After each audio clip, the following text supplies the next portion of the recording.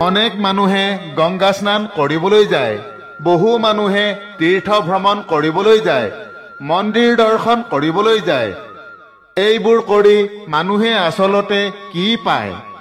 তেওঁলোকে বাৰু জীৱনত কৰা পাপৰ পৰা মুক্ত হয়নে? এইবোৰ কৰি তেওঁলোকে বাৰু পুণ্য লাভ কৰেনে? আজি আমি ভগৱান বিষ্ণুৱে কোৱা এটা কাহিনীৰ জৰিয়তে এই বিষয়ে ক'বলৈ লৈছো, যাৰ দ্বাৰা আপোনালোকে কিছু মহত্বপূৰ্ণ কথা জানিব পাৰিব।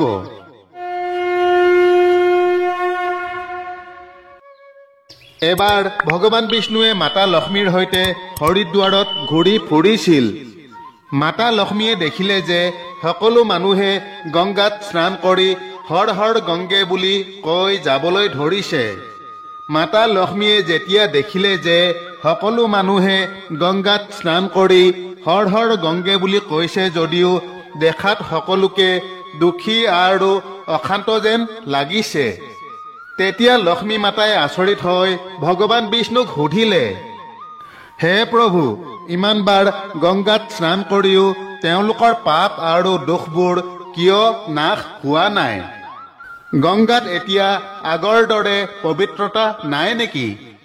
ভগৱান বিষ্ণুৱে ক'লে, দেৱী, গংগাৰ শক্তি একেই আছে, কিন্তু এই লোকসকলে যে পাপনাশিনী গংগাত স্নানেই কৰা নাই, তেন্তে তেওঁলোকে কেনেকৈ তাৰ ফল লাভ কৰিব?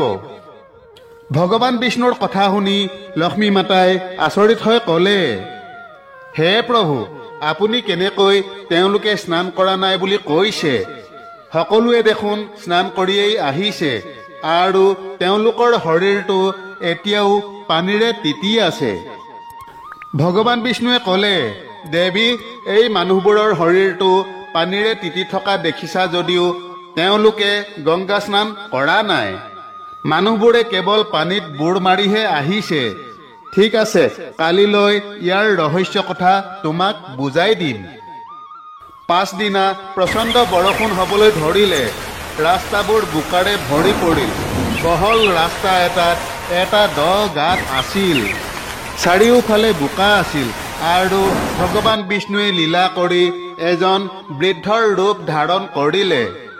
তাৰ পাছত থৰক বৰক খোজেৰে আগবাঢ়ি গৈ পথত থকা সেই গাঁতত পৰি ওলাই আহিবলৈ চেষ্টা কৰিও ওলাই আহিব পৰা নাছিল। ভগৱান বিষ্ণুৱে লক্ষ্মী মাতাক নাৰীৰ ৰূপ ধাৰণ কৰি গাঁতৰ ওচৰত বহিবলৈ দি ক'লে যে, চোৱা, তুমি মানুহক মাত দি ক'বা যে মোৰ বৃদ্ধ স্বামী ভুলতে গাঁতত পৰি গৈছে। কোনোবা পুণ্য আত্মাই তেওঁক গাঁতৰ পৰা উলিয়াই আনি তেওঁৰ প্ৰাণ ৰক্ষা কৰক আৰু নিসহায়জনক সহায় কৰক।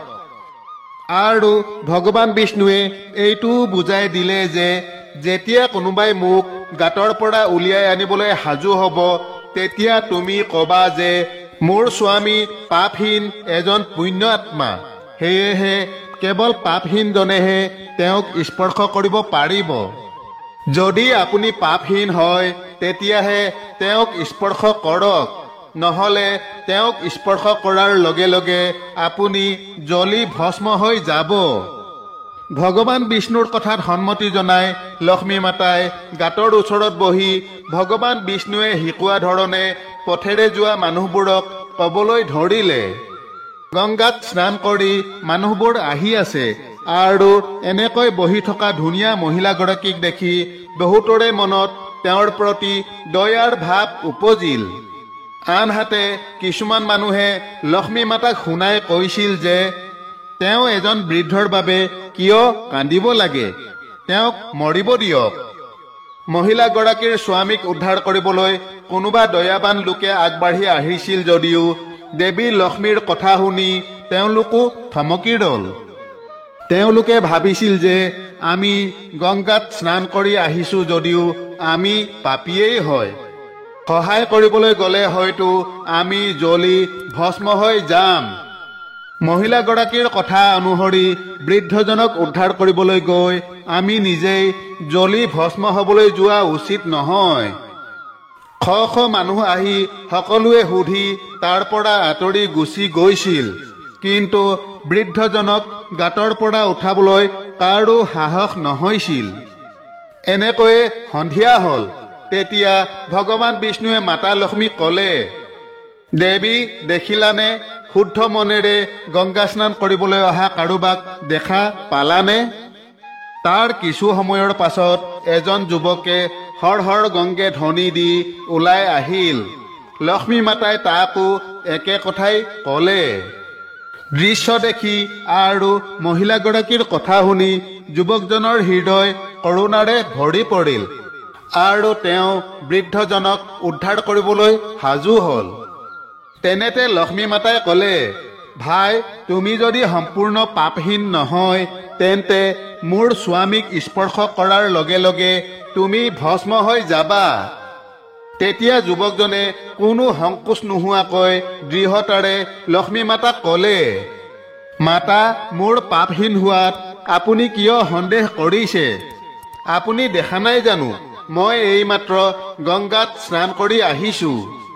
গংগাত বুৰ মাৰি অহাৰ পাছত জানো কাৰোবাৰ পাপ থাকিব পাৰে? আপুনি কোনো চিন্তা নকৰিব, আপোনাৰ স্বামীক মই এতিয়াই গাঁতৰ পৰা উদ্ধাৰ কৰিম। এনেদৰে কৈ যুৱকজনে তৎমুহূৰ্ততে বৃদ্ধক ওপৰলৈ তুলি দিলে। গংগা স্নান কৰি অহা যুৱকজনৰ ভক্তিভাৱ তথা মনৰ দৃঢ়তা দেখি ভগৱান বিষ্ণু আৰু মাতা লক্ষ্মী দুয়ো অতি প্ৰসন্ন হ'ল। তেতিয়া দুয়ো নিজৰ প্ৰকৃত স্বৰূপ প্ৰকাশ কৰি দৰ্শন দি তেওঁক ধন্য কৰিছিল। ভগৱান বিষ্ণুৱে লক্ষ্মী দেৱীক কৈছিল যে ইমানবোৰ মানুহৰ ভিতৰত এইজনেই প্ৰকৃততে গংগা স্নান কৰিছে।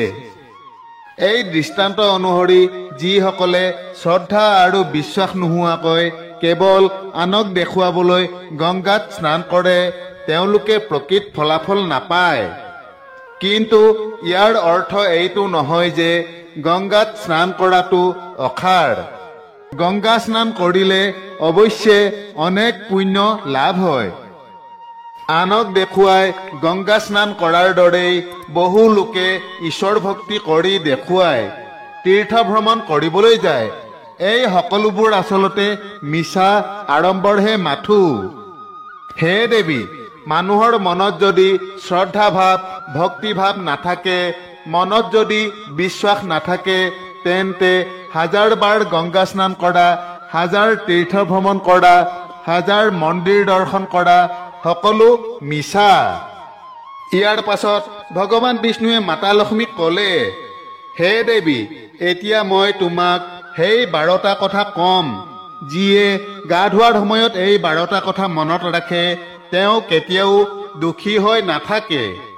তেওঁৰ ঘৰত দেৱী লক্ষ্মী বাস কৰে, যাৰ বাবে তেওঁৰ ঘৰত অপৰিসীম ধন সম্পত্তি হয়, ঘৰত কেতিয়াও কাজিয়া নহয়, তেওঁৰ সমগ্ৰ পৰিয়ালে সুখী জীৱন নিৰ্বাহ কৰে।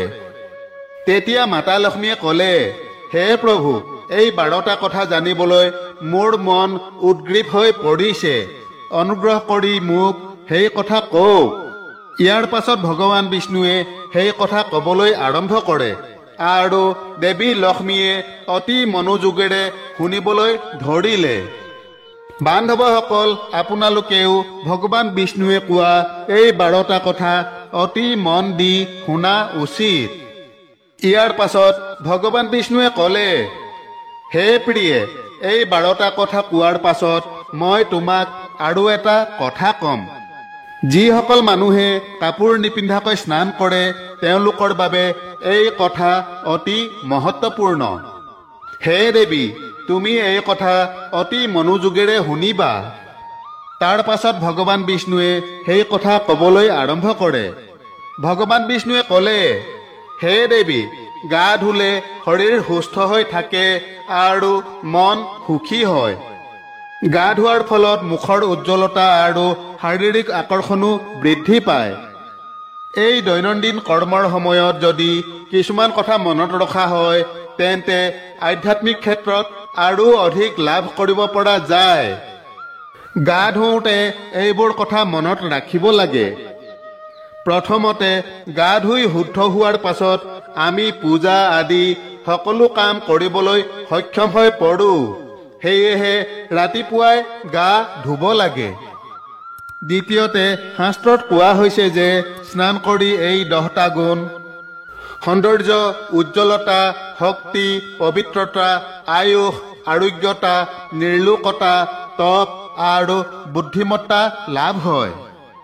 তৃতীয়তে ধন, দৈহিক পুষ্টি আৰু সুস্বাস্থ্য বিচৰাসকলে প্ৰত্যেক ঋতু আৰু প্ৰতিদিনে গা ধুব লাগে। চতুৰ্থতে শাস্ত্ৰত কোৱা হৈছে যে ৰাতিপুৱা স্নান কৰিলে পাপ নাশ হয় আৰু পুণ্য লাভ হয়। কোৱা হয় যে ৰাতিপুৱা গা ধোৱাসকলৰ ওচৰলৈ নেতিবাচক শক্তি আহিব নোৱাৰে, সেইবাবেই ৰাতিপুৱা গা ধুই লোৱাটোৱেই উপযুক্ত। পঞ্চমতে অসুস্থ হ'লে কেৱল মূৰৰ পৰা তললৈকে গা ধোৱা উচিত। তিতা কাপোৰেৰে শৰীৰ মচি দিলেও এক প্ৰকাৰৰ গা ধোৱা বুলি কোৱা হয়। ষষ্ঠতে ৰাতিপুৱাৰ ৰক্তিম আভা নিৰ্গত হোৱাৰ আগতেই গা ধুই লোৱাটোৱেই উত্তম বুলি কোৱা হয়। সপ্তমত তেল লগাই গা ঘঁহি ঘঁহি নদীত গা ধোৱাটো উচিত নহয়। ইয়াৰ পৰিৱৰ্তে নদীৰ পৰা ওলাই আহি পাৰত গা ঘঁহি লৈ তাৰ পাছত নদীত স্নান কৰাটোহে উচিত। অষ্টমত কাপোৰ ধোৱা ঘাটৰ পানীক অশুদ্ধ বুলি ধৰা হয়, গতিকে তাৰ পৰা কিছু দূৰৈত গা ধুব লাগে। নৱমত নদীত 11 বা 21টা বুৰ মৰাটো ভাল বুলি কোৱা হয়। দশমত পবিত্ৰ নদীত কাপোৰ ধুই চেপাটো নিষিদ্ধ। কোনো ধৰণৰ লেতেৰা নদীত পেলাব নালাগে।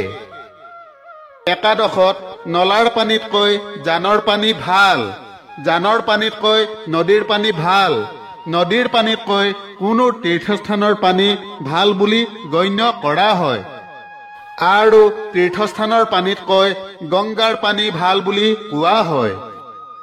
দ্বাদশত দেৱী গংগাই কৈছে যে গা ধোৱা সময়ত কোনোবাই মোক য'তেই স্মৰণ কৰিব সেই স্থানৰ পানীতেই মোক পাব। ইয়াৰ পাছত ভগৱান বিষ্ণুৱে ক'লে, হে দেৱী, হিন্দু ধৰ্মশাস্ত্ৰত সকলো বস্তুৰ বাবে কিছুমান নিয়ম বনোৱা হৈছে। সাধাৰণ মানুহে শাস্ত্ৰৰ নিয়ম মানি চলা প্ৰয়োজন, যিয়ে তেওঁৰ ঘৰৰ সুখ আৰু সমৃদ্ধি বজাই ৰাখে, লগতে অপৰিসীম ধন সম্পত্তিও আনে আৰু দেৱী লক্ষ্মী সন্তুষ্ট হয়। আমাৰ শাস্ত্ৰত এনে বহু কথা লিখা আছে যিবোৰ আমি যুগে যুগে পালন কৰি আহিছো, কিন্তু সেই কৰ্মসমূহৰ বিষয়ে সম্পূৰ্ণ তথ্য আমাৰ হাতত এতিয়াও নাই। বান্ধৱসকল, আশা কৰোঁ যে আমাৰ আজিৰ কথাভাগ আপোনালোকৰ নিশ্চয় ভাল লাগিল। আগলৈ অন্য এক নতুন কথাৰ সৈতে পুনৰ লগ পোৱা আশাৰে তথা আপোনালোক সকলোৰে কুশল কামনাৰে আজিলৈ সামৰিছো। জয় শ্ৰীকৃষ্ণ।